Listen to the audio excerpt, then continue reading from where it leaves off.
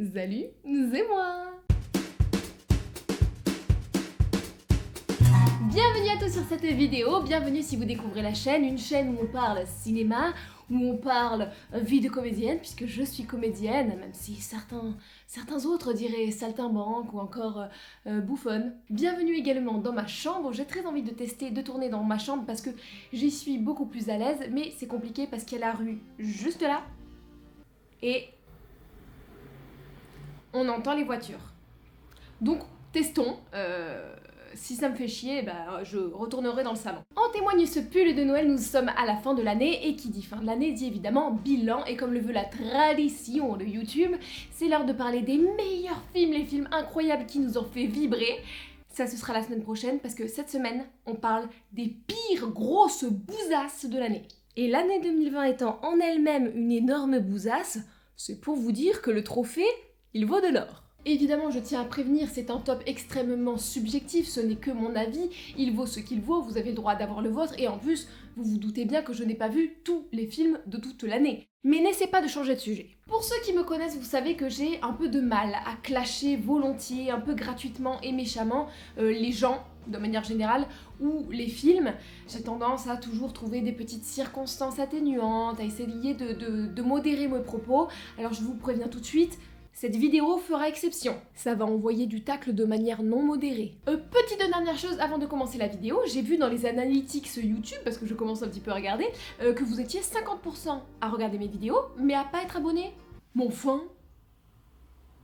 enfin, fais pas ta timide comme ça, non, si t'as envie de t'abonner, ne te prive pas, clique sur le petit bouton, et puis au passage, mets un gros taquet à cette petite cloche là, ça lui apprendra celle-là. Commençons avec le numéro 5, Underwater de William Eubank, avec Vincent Cassel et Kristen Stewart.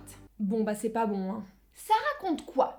Ça raconte une histoire basique de survie, une équipe de gens est dans un endroit très dangereux, il y a un souci et ils essayent de survivre. Bon, de base ça a installé une ambiance plutôt sympathique, les acteurs sont plutôt bons, donc il s'est passé quoi? On sait à la minute près ce qui va se passer tant ça pompe les codes du genre de la survie, et c'est pas un hommage, faut arrêter, à ce moment-là c'est du gros pompage, c'est pas de l'hommage. Et moteur. Lancez le boom. Lancez le bloc. Lancez le reboom. Et coupez. Bravo. 10 longues minutes de travail pour réfléchir à cette séquence. Et ça fait une bouillie visuelle avec des bouts de Alien d'un côté, des bouts de Abyss, même des bouts de Gravity de l'autre côté. Une espèce de bouillie visuelle comme ça avec 2-3 plans stylés à gauche à droite quand même, histoire de dire non c'est pas un film de série Z, non c'est un bon film, regardez c'est joli. Et le seul but est d'aller d'un point A à un point B avec un générique d'exposition, et ça c'est bien du foutage de gueule, qui est censé t'expliquer tout ce que le scénario manque à faire. C'est-à-dire que tu te retrouves avec un générique de début qui va tout contextualiser, qui va tout expliquer, voilà, ça va se passer comme ça, c'est ça, il se passe ça et tout, mais les gars, c'est pas comme ça qu'on construit une histoire en fait, ça c'est un aveu de faiblesse ça en fait, hein. Ces informations c'est censé être dans le scénario, pas dans un foutu générique.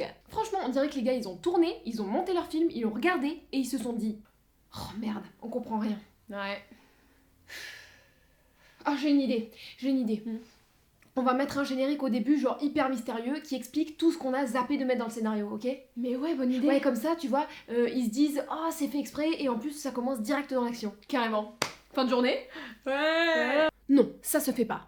On passe au numéro 4, Peninsula, qui est la suite de Dernier Train pour Busan, réalisé par Sang-Go Yeon. Tu m'as déçu, Sang-Go. Même si ce film en lui-même n'est pas forcément une énorme bousasse, il est une énorme déception. Alors ça raconte quoi? Quelque temps après Dernier Train pour Busan, des gens retournent dans la péninsule pleine de zombies pour récupérer un objet, comme dans n'importe quelle quête basique de jeux vidéo, et oh mon dieu, il y a des zombies, il y a des survivants gentils, et il y a des survivants méchants. Alors on attendait une suite qui soit à la hauteur de Dernier Train pour Busan, et pas du tout, hein. Pas du tout. Déjà, ça a pas grand rapport avec Dernier Train pour Busan, et ensuite, c'est pas à la hauteur, donc merci, bonsoir. Comment ce film s'est retrouvé à Cannes? C'est l'effet parasite, c'est ça? Vous vous êtes dit « Ah, ça y est, les films sud-coréens sont à la mode, alors allons-y, refourgons des films sud-coréens à l'appel. » Mais arrêtez de nous prendre pour des jambons, c'est pas parce que c'est sud-coréen que c'est bon. Enfin, on sait reconnaître un bon film d'un mauvais. Ah, je vous avais dit, ça tacle, hein, je rue dans les brancards, je provoque la polémique. Donc c'est un film assez basique dans le genre zombie, avec des effets visuels vraiment pas ouf, même si j'ai pu apprécier certains passages, mais c'est trop superficiel en termes de personnages, en termes d'émotions. D'ailleurs c'est tellement superficiel en termes d'émotions qu'ils ont essayé de faire un forcing de bâtard. Et action. Coupé. Non, vas-y, pleure, il faut faire pleurer dans les chaumières, là. Jessica, rajoute-nous de la mort, là, ça fera plus réaliste. Vas-y, pleure. Pleure.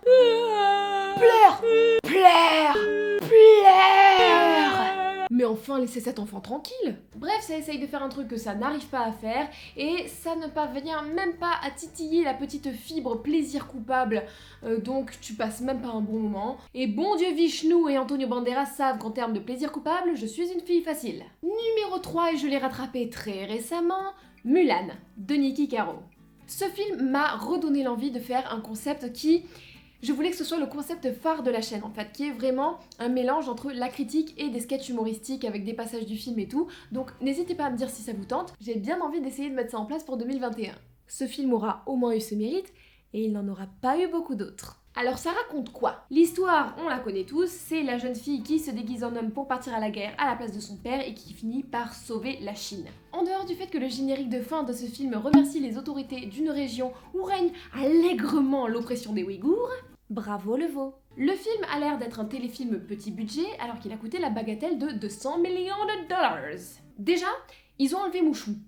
Et ça c'est dur à avaler ça. Ensuite, ils ont enlevé les chansons. Alors, ok, c'était pour séduire le public chinois qui est pas fana des chansons au milieu d'un film de guerre, d'accord? Mais alors au moins remplace-le par une bande originale de qualité, épique et tout, et pas par des moments malaisants de quasi-silence avec une petite mélodie en fond qui reprend la musique de base de Disney, mais qui est tellement faible et tellement peu épique que ça rend le moment ultra malaisant. Ensuite, et ça c'est un des plus gros problèmes du film, normalement Mulan c'est quoi? C'est une légende qui prône la force de la femme et la force féminine à travers une femme qui est tellement courageuse qu'elle rend honneur à sa famille et qu'elle sauve la Chine. Et là, ils ont complètement transformé le truc par Mulan, qui est en fait une super héroïne qui possède le chi, qui est en fait une particularité masculine. Donc Mulan est au-dessus des autres, pas parce qu'elle est une femme courageuse, aventurière, qui finit par avoir confiance en elle et à s'épanouir, mais parce qu'elle a une particularité qui est réservée aux hommes. Alors en ce moment Disney essaye de prôner le féminisme parce que pour eux ça rapporte de la caillasse. Là ils ont essayé mais ça a raté. Alors Disney, allez vous faire cuire le cul. Et deuxièmement, le chi dans la culture orientale c'est pas ça du tout. C'est effectivement la force vitale qu'il y a en tout être vivant, que ce soit homme, animal, plante, nature et tout ça. C'est pas du tout réservé aux guerriers. Donc je pense qu'en Asie ils ont dû particulièrement apprécié le fait que d'un côté Disney leur lèche les bottes tellement qu'ils ont dû avoir des courbatures à la langue, et deuxièmement ils se foutent complètement de leur culture. Donc blablabla, Mulan gagne la bataille, elle se fait découvrir en tant que femme puis répudiée, et elle revient parce qu'elle a entendu parler d'un complot contre l'empereur et elle essaye de se faire entendre par le général. Je suis général, je possède un chapeau de général et une voix de général, et je décide en tant que général que Mulan va mourir exécutée par l'épée. Et devant une ovation de toute l'armée. I believe Hua Mulan. I believe Hua Mulan. I believe Hua Mulan. Ok, donc devant l'ovation de 3 pelots et un tendu, le général s'incline. Ah, vous êtes 4 à soutenir Mulan et à dire que vous la croyez. Devant le poids de cette conviction, je ne peux que m'incliner. Je vais donc suivre Mulan et même lui donner le commandement de mon armée. Je vais aussi lui donner mon téléphone et les clés de ma voiture. Bref, décidément Disney, vous avez du mal à adapter vos propres films. Le top 2 des boosts de cette année... Connecté de Romuald Boulanger. Enlevez les caméras des mains de cette personne. Comment, avec un contexte pas trop mal et de bons acteurs, on peut faire un film très mauvais? Alors, ça raconte quoi? Des amis se retrouvent à un apéro visio en plein confinement et ça tourne mal. On savait que le confinement donnerait des idées de films à des gens qui devraient vraiment se réorienter. Le concept de base est de faire un film en visio, complètement à travers un écran, comme l'ont déjà fait Unfriended ou même Searching, qui était pas du tout mal et qui utilisait ce concept à bon escient. Là, visiblement, aucune des personnes qui n'a géré ce film, ni le réalisateur, ni le monteur, ni le producteur, n'a jamais fait un visio de toute sa vie. Parce que même ma grand-mère qui fait un visio par an et dont on voit en visio soit les narines, soit les oreilles parce que le concept n'est pas tout à fait intégré, c'est que ça ne marche pas du tout comme ça. Donc déjà niveau technologie du concept de base, on n'y est pas et ce n'est pas crédible. Ça part très mal. Rajoute à ça des règlements de compte entre amis comme dans 70% des films français, sauf que là c'est encore plus mal géré.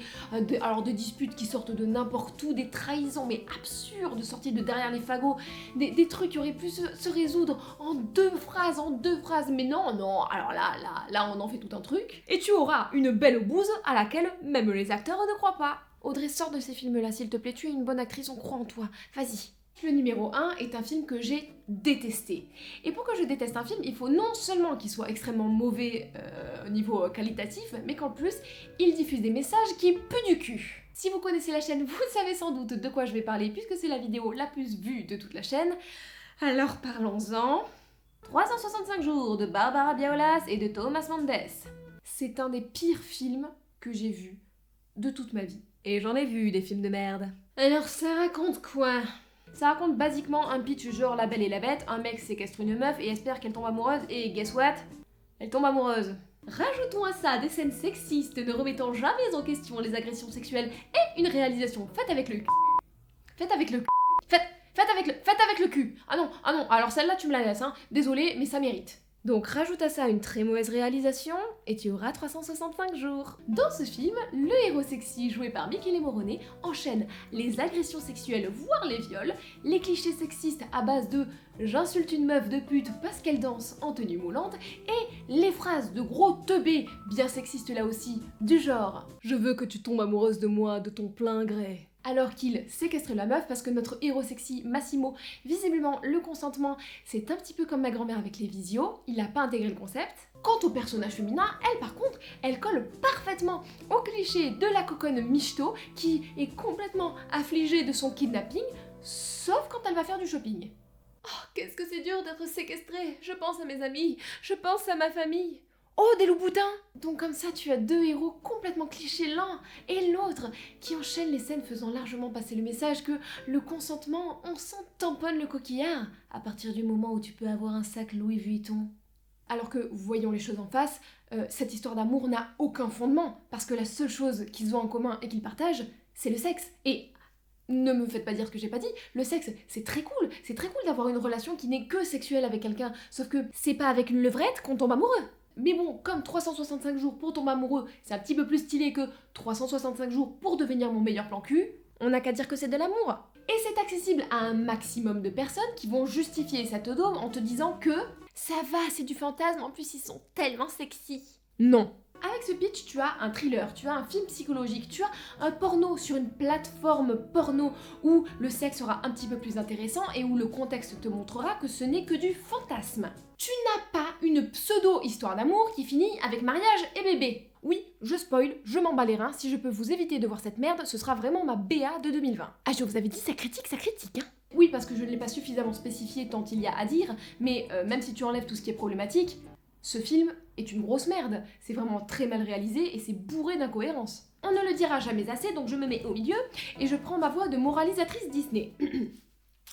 Fantasmez sur ce que vous voulez. Vous pouvez tout faire au lit, des trucs les plus simples, les plus basiques, aux trucs les plus fous ou les plus sales, vraiment. Éclatez-vous au pieu, je ne juge aucun fantasme. Mais assurez-vous que toutes les personnes présentes soient consentantes, soient conscientes et vivantes. Et humaine. Si vous voulez en savoir plus sur mon avis sur ce film et bien rigoler, je vous conseille d'aller voir la critique parce que vraiment j'ai fait plein de petits sketchs et tout. Vraiment, on a bien rigolé pendant cette vidéo parce qu'il faut désamorcer le gros problème que pose ce film. C'est tout pour mon top d'Aubas. Évidemment, j'ai eu d'autres déceptions cette année. Évidemment, je suis hyper curieuse de savoir quels sont vos tops d'Aubas, les pires films à vous. N'hésitez pas à me le dire en commentaire parce que je pense qu'on a beaucoup à partager sur ce sujet-là. Et en attendant, si vous avez apprécié la vidéo, vous connaissez les bails. N'hésitez pas à liker en masse, partager, abonnez-vous, Instagram, Twitter, Pigeon Voyageur, tout ça. Je vous fais d'énormes bisous les amis. On se retrouve la semaine prochaine pour le top des meilleurs films. Et en dehors de ça, continuez de rêver et puis passez une bonne fucking journée.